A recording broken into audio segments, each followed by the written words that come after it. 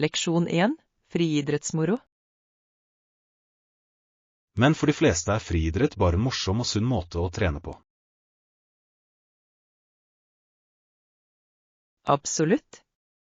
Det en fin måte å holde seg aktiv mens du nyter utendørs. I tillegg tillater det sosiale interaksjoner, og får nye venner underveis. Ja. Fellesskapsaspektet en av de beste delene ved å delta i idrett. Jeg elsker hvordan det oppmuntrer til teamarbeid og personlig prestasjon. Nøyaktig. Alle kan sette sine egne mål og jobbe mot dem. Det inspirerende å se folk i alle aldre nyte aktivitetene sammen. Definitivt. Friidrettsarrangementer får frem det beste i alle. La oss vurdere å bli med i en lokal klubb for å oppleve det på egen hånd. Leksjon 2. Handelsavtalediskusjon. Hei! Har du hørt om den nye handelsavtalen? Ja, det har jeg. Det ganske betydelig, det ikke? Absolutt. Det kan endre dynamikken i handelen mellom land. Jeg enig. De potensielle fordelene for lokale økonomier spennende. Det blir interessant å se hvordan det påvirker priser og tilgjengelighet. Ja, og det kan skape nye jobbmuligheter også.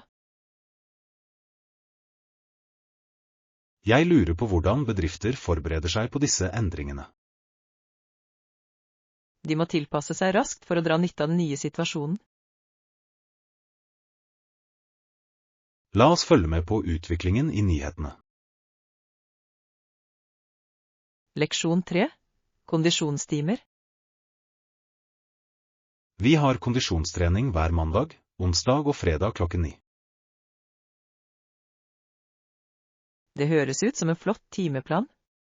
Det fint å ha en rutine. Ja, konsistens nøkkelen til å se resultater. Jeg enig. I tillegg hjelper det å ha en bestemt tid til å motivere oss. Nøyaktig. Jeg liker å starte morgenen med en god treningsøkt. Jeg også. Det gir meg energi resten av dagen. Planlegger du å bli med på timene regelmessig? Ja, det tror jeg at jeg skal. Det en fin måte å holde seg i form å møte folk. La oss oppmuntre hverandre til å holde fast ved det. Leksjon 4. Muligheter i Sørøst-Asia. Sørøst-Asia tilbyr ulike muligheter for reiser og forretninger. Hvor lenge har du tenkt å bli der? Jeg tenker på å bruke omtrent 3 uker på å utforske. Det høres fantastisk ut. Du vil ha god tid til å se forskjellige steder. Nøyaktig. Jeg vil oppleve både kulturen og naturen. Du bør definitivt prøve det lokale kjøkkenet mens du der. Ja. Jeg har hørt så mye om den deilige gatematen. Sørg for å besøke noen markeder også. De levende og fulle av liv. Jeg vil. Jeg kan ikke vente til dette eventyret begynner. Leksjon 5. Virtuelle spillkvelder. Jeg har vært vertskap for virtuelle spillkvelder med venner i det siste. Det høres veldig gøy ut. Hvordan setter du det opp? Det ganske enkelt. Vi bruker en online plattform for å koble til å spille. Det flott. Hvilke spill pleier du å spille? Vi har likt trivia og kortspill mest. De er morsomme. Det er fint å ha en blanding av utfordringer. Nøyaktig. Det holder alle engasjerte og underholdt. Jeg vil gjerne være med på en av spillekveldene dine en gang. Du er velkommen når som helst. Jo flere, jo bedre. Leksjon 6. Barndomsminner. I tidlig barndom elsket Julie å leke med sine 2 yngre halvbrødre. Det høres søtt ut. Søskenbånd kan være så spesielle. Ja. De brukte utallige timer på å spille spill sammen. Jeg kan forestille meg moroa de må ha hatt. Snart gikk hun videre til stjernestatus, noe som forandret alt. Det er interessant hvordan tidlige erfaringer former fremtiden vår. Absolutt. Disse gledesøyeblikkene er ofte det vi husker mest. Jeg lurer på hvordan barndommen hennes påvirket hennes karrierevalg. Det ga henne sannsynligvis en følelse av kreativitet og ytelse. Leksjon 7. Tilbakemelding fra kunder. Ja, det er en verdifull tilnærming å samle tilbakemeldinger fra kunder regelmessig. Jeg er helt enig. Det hjelper å forstå deres behov bedre. Nøyaktig. Å lytte til kunder kan føre til forbedringer i produktene. Og det viser at selskapet verdsetter deres meninger. Absolutt. Å engasjere seg med kunder bygger tillit og lojalitet. I tillegg kan det føre til innovative ideer for fremtidig utvikling. Jeg synes vi bør gjennomføre en undersøkelse for å samle mer innsikt. Det er en god idé. Det vil gi oss verdifulle data. La oss diskutere dette på vårt neste teammøte.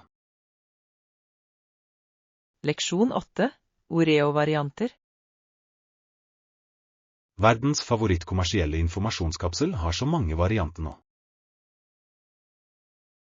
Ja, nye varianter av Oreos legges regelmessig til det originale produktet. Det er utrolig hvordan de fortsetter å komme opp med kreative smaker. Jeg vet. Det holder ting spennende for fans av informasjonskapselen. Hva er favorittsmaken din så langt?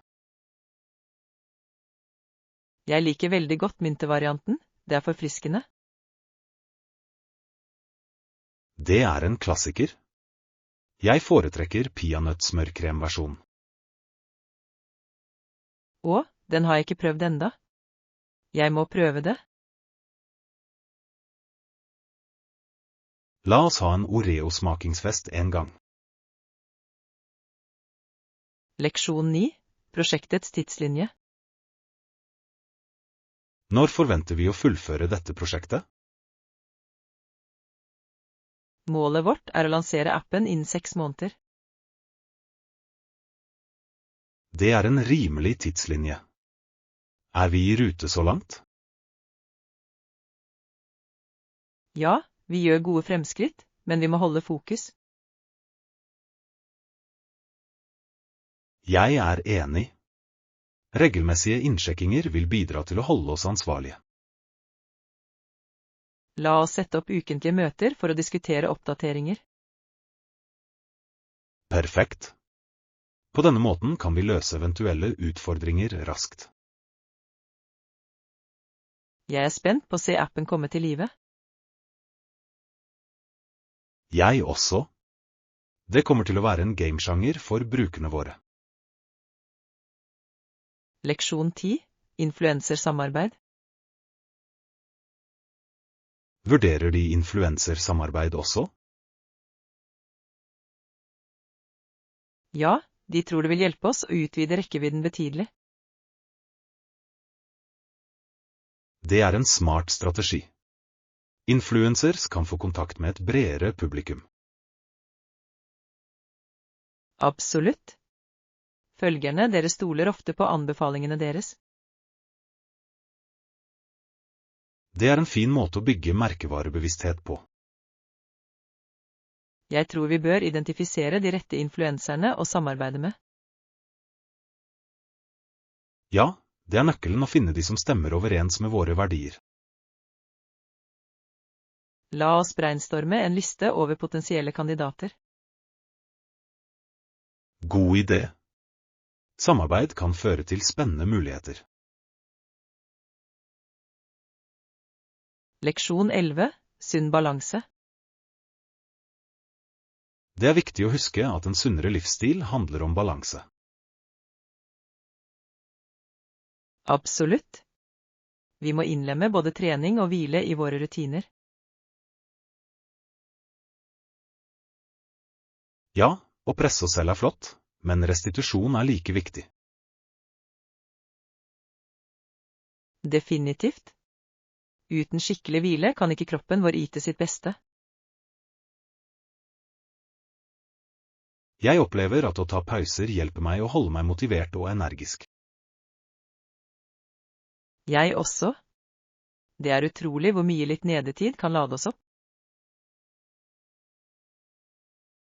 La oss sørge for at vi planlegger treningsøktene våre for å inkludere restitusjonsdager.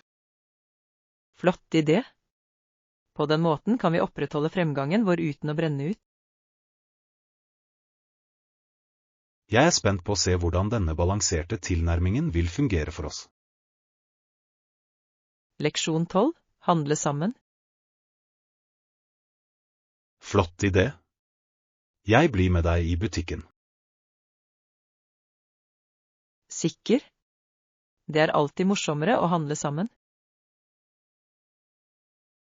Jeg er enig. I tillegg kan vi hjelpe hverandre med å finne de beste tilbudene. Nøyaktig. 2 hoder er bedre enn ett når det kommer til shopping. Hvilke varer er du ute etter å få? Jeg trenger noen dagligvarer og kanskje noen husholdningsartikler. Jeg kunne bruke litt snacks og drikke for uken. Perfekt. La oss lage en liste så vi ikke glemmer noe. Høres bra ut. Jeg gleder meg til shoppingturen vår. Leksjon 13. Shakespeares innflytelse. I dag bruker forfattere ofte sitater fra Shakespeares skuespill i sine egne verk. Ja, ordene hans har en så tidløs kvalitet som i gjenklang hos mange. Absolutt. Det er fascinerende hvor relevante temaene hans fortsatt er. Jeg elsker hvordan sitatene hans kan gjelde moderne situasjoner. Nøyaktig. De tilfører dybde og rikdom til moderne forfatterskap. Har du et favorittsitat fra skuespillene hans? Det gjør jeg. To jår øven selv betrue er en som virkelig inspirerer meg. Det er en kraftig en. Det oppmuntrer til autentisitet og ærlighet. La oss utforske flere av verkene hans sammen en gang. Leksjon 14. Salatalternativer. Salater er populære valg for sunne måltider. Høres deilig ut?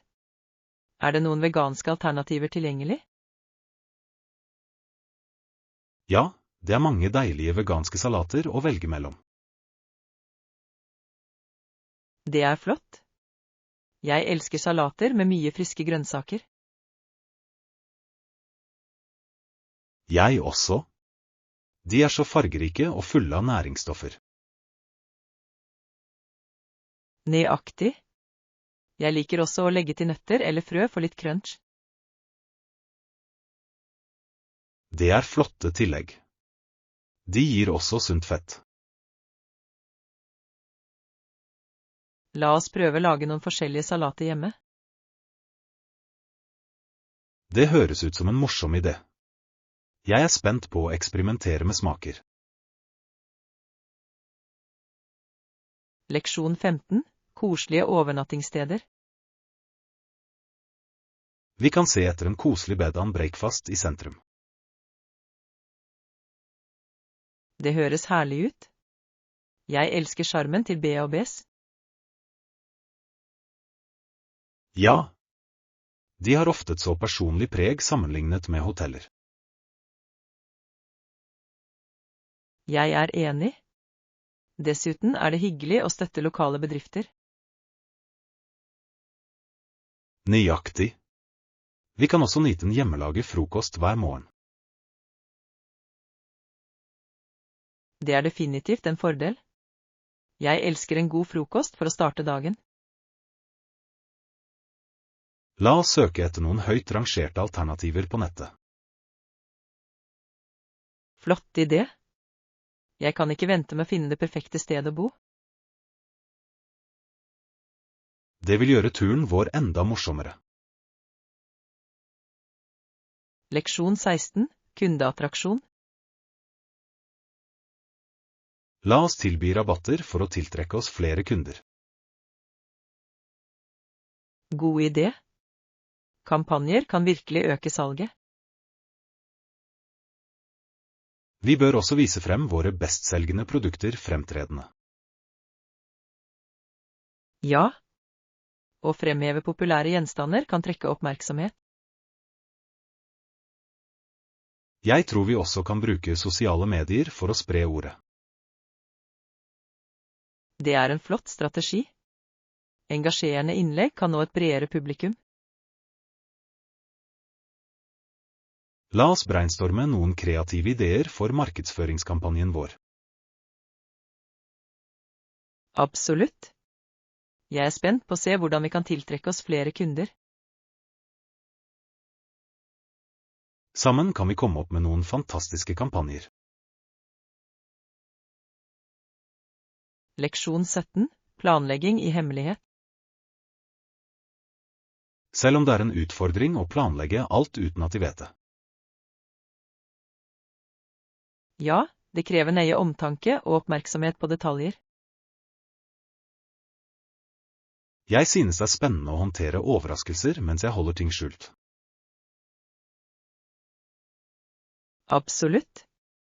Det tilfører et element av spenning til planleggingsprosessen. Men vi må sørge for at alt går på skinner på dagen. Ja, det er avgjørende. Koordinasjon er nøkkelen til å få til en overraskelse. Jeg synes vi bør lage en tidslinje for å holde oversikt over oppgaver. Flott idé. En tidslinje vil hjelpe oss å holde orden. La oss sørge for å kommunisere effektivt uten å gi bort noe. Leksjon 18. Tilpasning til kultur. Har du møtt noen utfordringer med å tilpasse deg disse kulturelle forskjellene? Ja, en utfordring har vært å forstå lokale skikker og etikette. Jeg kan tenke meg. Det er viktig å respektere kulturelle nyanser. Absolutt. Noen ganger kan det som virker normalt for en person ikke være for en annen. Nøyaktig. Jeg har måttet lære mye gjennom erfaring. Samme her. Det er en læringsprosess som tar tid. Jeg synes det er flott at vi kan dele våre erfaringer og støtte hverandre. Ja. Det gjør tilpasningen mye enklere og morsommere. La oss fortsette å utforske og lære om kulturen sammen. Leksjon 19. Spennende anbefalinger. Jeg har noen fantastiske anbefalinger til deg. Jeg gleder meg til å prøve dem snart. Hva foreslår du? Jeg tror du vil like den nye italienske restauranten i sentrum. Det høres deilig ut. Jeg har hørt gode ting om pastaen deres. Ja, og dessertene deres skal også være fantastiske. Jeg kan ikke vente med å hengi meg. Jeg elsker å prøve nye steder. Du vil definitivt ha en fantastisk matopplevelse. Jeg er sikker på at jeg kommer til å nyte atmosfæren også. La oss planlegge og gå sammen slik at vi kan dele opplevelsen. Leksjon 20. Sjømateventyr. Sjømat. Tell meg med. Når bør vi gå? Noen spesielle datoer i tankene? Jeg tenkte neste helg kunne være ideell. Det høres flott ut. Jeg elsker fersk sjømat ved stranden. Ja. Det blir en fantastisk måte å tilbringe dagen på. La oss sjekke været for å være sikker på at det er fint. God idé. En solrik dag ville gjøre det enda bedre. Jeg kan allerede forestille meg å nyte en deilig sjømatfest. Jeg også. La oss ferdigstille planene snart. Leksjon 21. Minner over materialet. Jeg så hele himmelen foran meg og den store guden selv høsten 1741. Det høres dypt ut. Det er utrolig hvordan visse opplevelser kan føles så guddommelige. Definitivt. Men for meg handler det ikke om å holde på fysiske gjenstander. Jeg er helt enig. Minner er det som virkelig betyr noe til slutt. Nøyaktig. De former hvem vi er og blir med oss for alltid. Ja, de kan verdsettes uten å trenge konkrete påminnelser. Jeg elsker hvordan opplevelser kan være mer verdifulle enn eiendeler. Absolutt. La oss fokusere på å skape minneverdige øyeblikk sammen. Jeg er spent på å se hvilke eventyr som venter oss. Leksjon 22. Prosjektsamarbeid.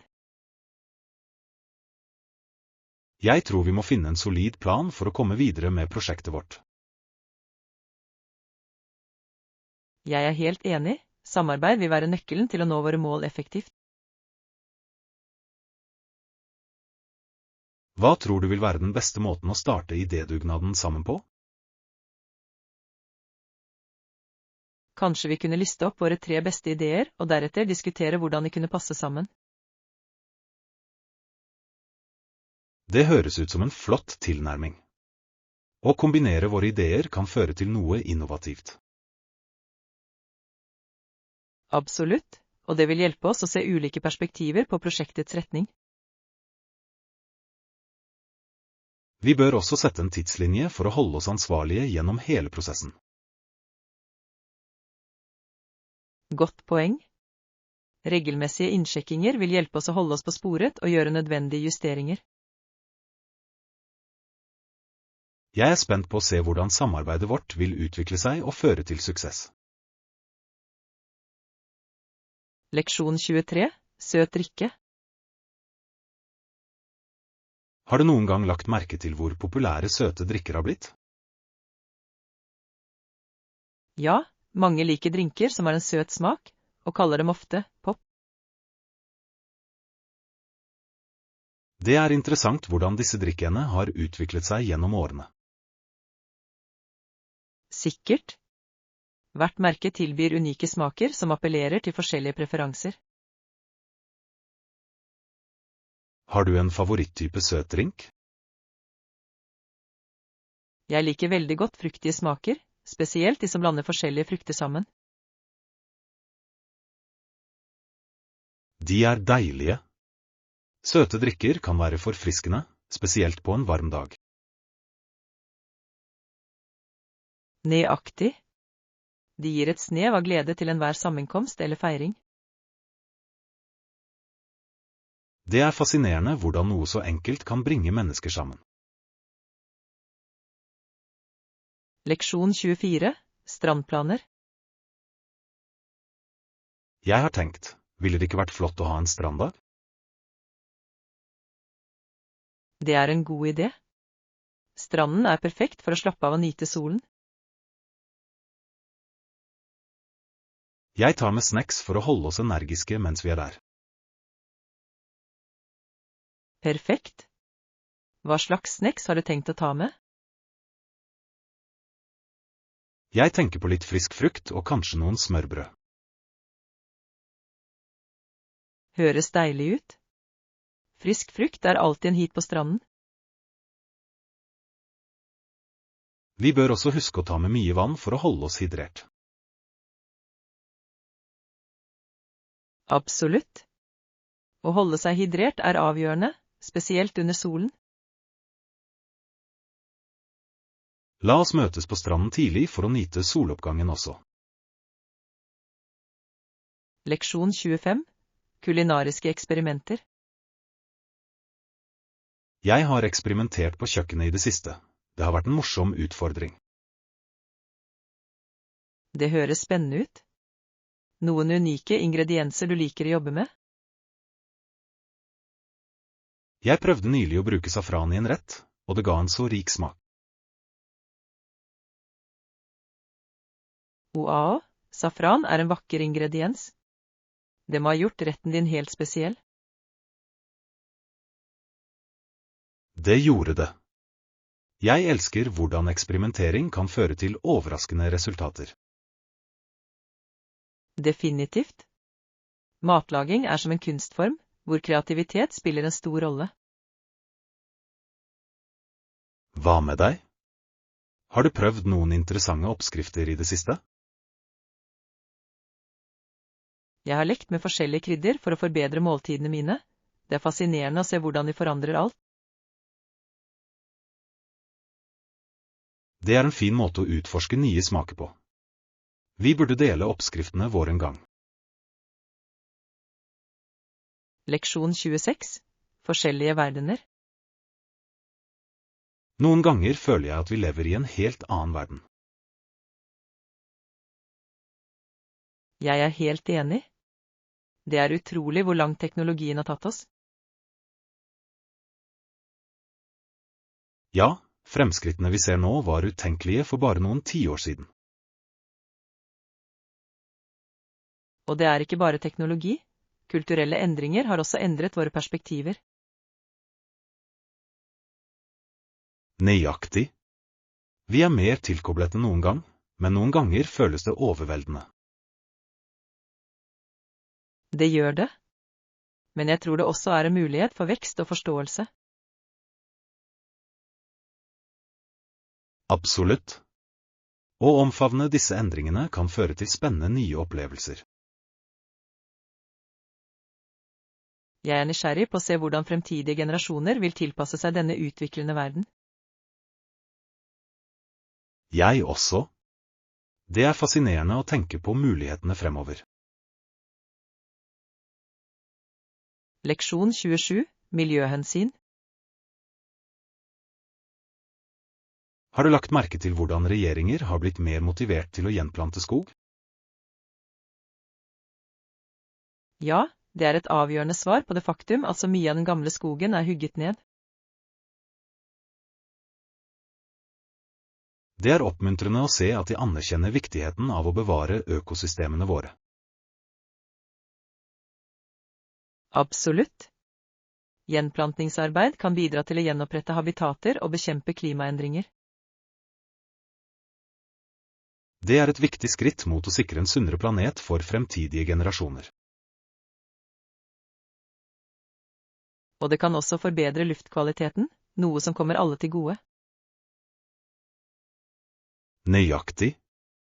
Samfunn kan også spille en rolle ved å støtte lokale skogplantingsinitiativer. Ja, hver lille innsats teller når det gjelder miljøvern. Sammen kan vi gjøre en forskjell og oppmuntre andre til å være med. Leksjon 28, bryllupsdagen. I dag er en så vakker dag, det føles spesielt i luften.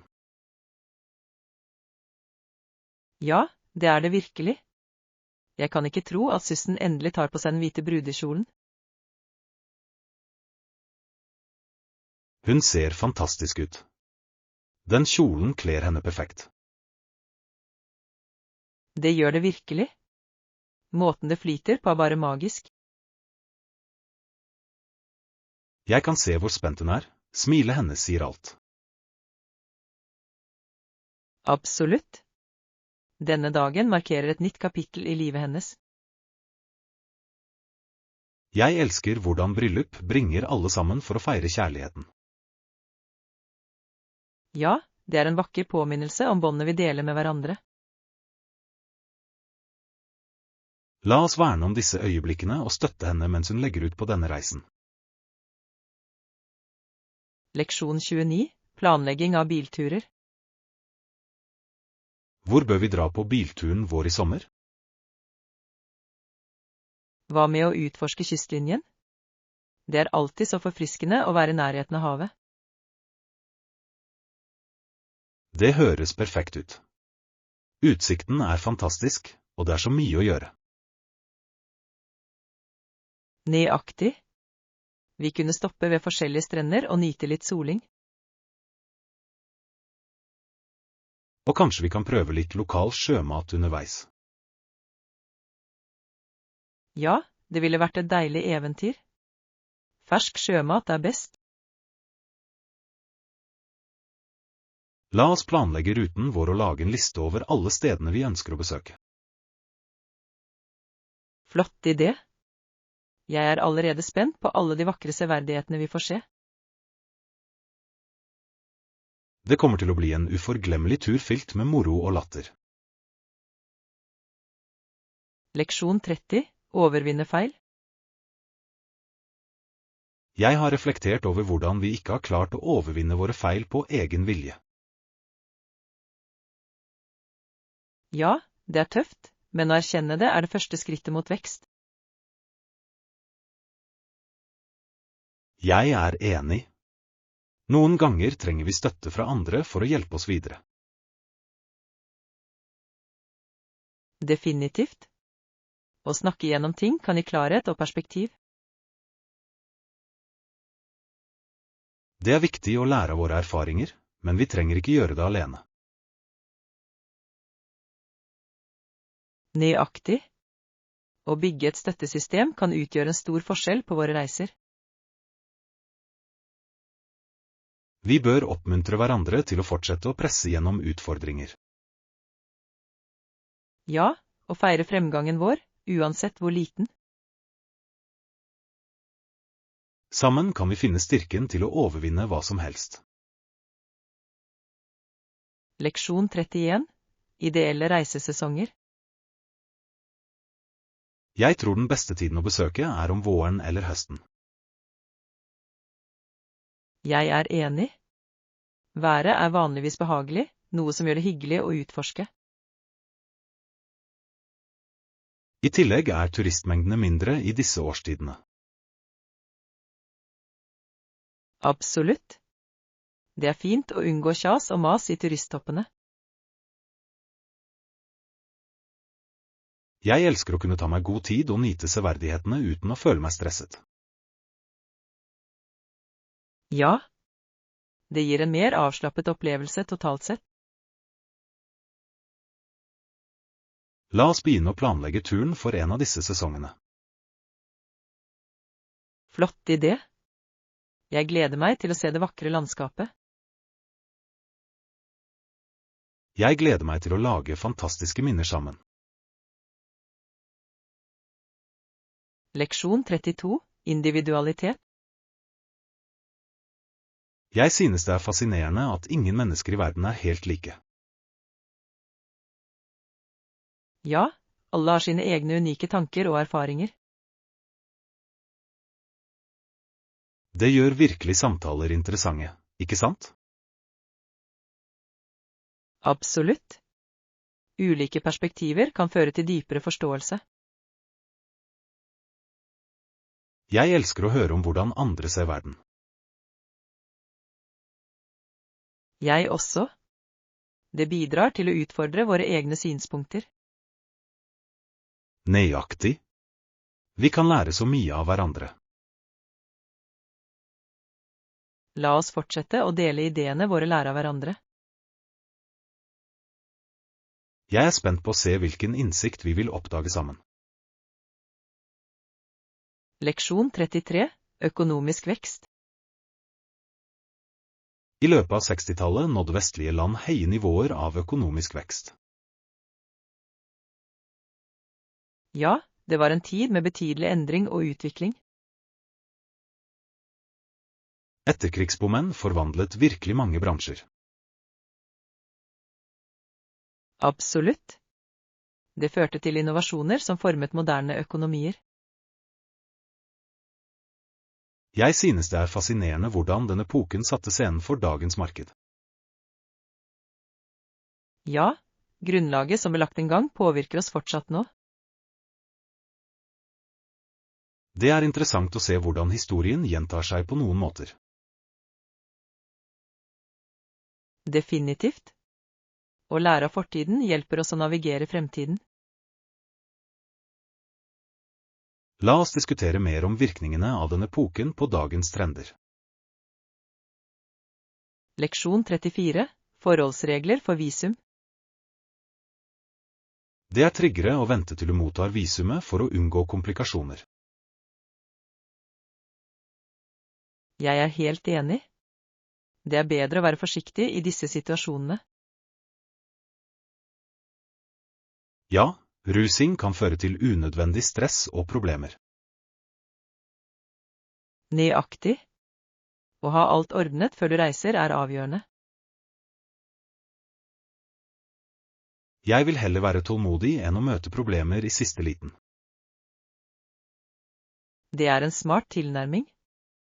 Planlegging fremover gir en jevnere reise. La oss følge med på visumprosessen og holde oss oppdatert. Definitivt. Jeg gleder meg til å reise når alt er bekreftet. Her er en vellykket og problemfri tur. Leksjon 35. Ferieplanlegging. Hei! Jeg tenkte å planlegge en ferie snart. Det høres spennende ut. Noen forslag til hvor man kan dra? Jeg vurderer en stranddestinasjon, kanskje et varmt sted. Det ville vært deilig.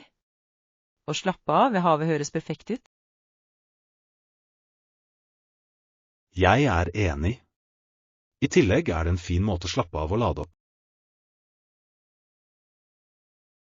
Har du tenkt på hvor lenge du vil bli? Jeg tenkte på en uke, akkurat nok tid til å utforske. Det høres ideelt ut. Du vil ha god tid til å nyte alt. La oss begynne å undersøke noen flotte strandsteder sammen. Leksjon 36.